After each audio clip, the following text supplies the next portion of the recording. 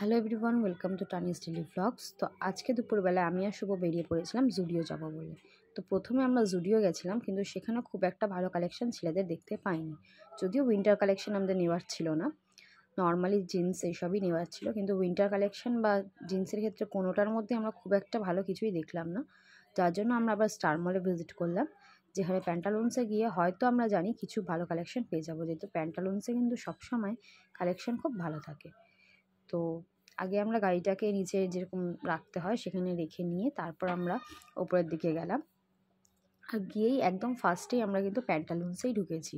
Max বা কোনো ধরনের চেঞ্জ কোথাও আমরা ভিজিট করিনি। ফার্স্টে যেহেতু হাতের সময় খুব কম ছিল আর আমাদের ফিরে এসে দোকান খোলার ছিল, তো ঝটপট করে আমরা প্যান্টালুন্সে গেলাম।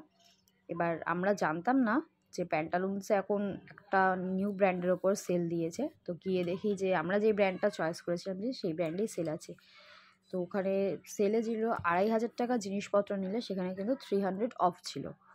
তো যাই হোক, প্যান্টালুন্সে ঢুকেছি। ঢুকে আমি যখন রেকর্ড নিচ্ছি তো ওখানে বললো রেকর্ড নেওয়া বারণ আছে, তো আমি বন্ধ করে দিলাম।